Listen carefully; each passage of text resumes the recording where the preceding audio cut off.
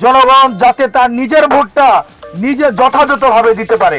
বাংলাদেশের ৩০০ সংসদীয় আসনের মধ্যে কুমিল্লার ৪ আসনটি নিয়ে অনেকের মধ্যে রয়েছে বাড়তি আগ্রহ। এর অন্যতম কারণ এই আসনেই প্রতিদ্বন্দ্বিতা করছেন জুলাই বিপ্লবের নেতৃত্ব দেওয়া ছাত্রদের অন্যতম সদস্য হাসনাত আব্দুল্লাহ। জীবনে প্রথমবার অংশ নেওয়া এই নির্বাচনে জয় পেতে প্রতিদিন গণসংযোগে ব্যস্ত সময় পার করছেন এই জুলাই যোদ্ধা। কিছুদিন আগেও হাসনাত আব্দুল্লাহর শক্ত প্রতিদ্বন্দ্বী ছিলেন দুজন, একজন কুমিল্লা জেলা জামায়াতের আমির সাইফুল ইসলাম শহীদ আর অন্যজন বিএনপির প্রবীণ নেতা মঞ্জুরুল আহসান মুন্সী। তবে ডিসেম্বরের শেষের দিকে জামায়াত ইসলামীর সঙ্গে এনসিপি যোগ দেয় জোটের শরিক বিবেচনায় এই আসন থেকে মনোনয়ন প্রত্যাহার করে নেন জামায়াতের প্রার্থী সাইফুল ইসলাম শহীদ। হাসনাত আব্দুল্লাহ হয়ে যান জামায়াতের নেতৃত্বে ১১ দলীয় জোটের প্রার্থী।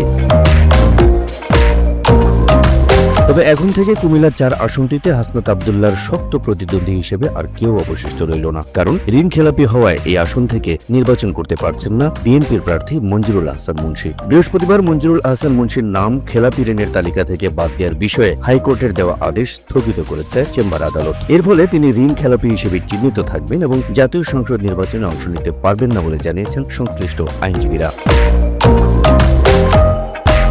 স্থানীয় ভোটাররা বলছেন জামায়াতের প্রার্থী সরে যাওয়ায় এবং সবশেষ আদালতের মাধ্যমে বিএনপির প্রার্থী মঞ্জুরুল আহসান মুন্সীর নির্বাচনে অযোগ্য হওয়ায় কার্যত হাসনাত আব্দুল্লাহর নির্বাচনী পথ অনেকটাই মসৃণ হয়ে গেল। কারণ এই আসনে গণ অধিকার পরিষদ, বাংলাদেশ খেলাফত মজলিস, ইসলামী আন্দোলন বাংলাদেশ কিংবা আম জনতার দলের কিছু রাজনৈতিক দলের প্রার্থী থাকলেও তারা ততটা প্রতিদ্বন্দ্বিতা তৈরি করতে পারবে না বলে ধারণা তাদের। আর এই সুযোগে প্রথমবারের মতো নির্বাচনে অংশ নিয়েই কুমিল্লার ৪ আসনের হয়ে জাতীয় সংসদে প্রতিনিধিত্ব করবেন হাসনাত আব্দুল্লাহ, এমনটাই বিশ্বাস হাসনাত অনুসারীদের।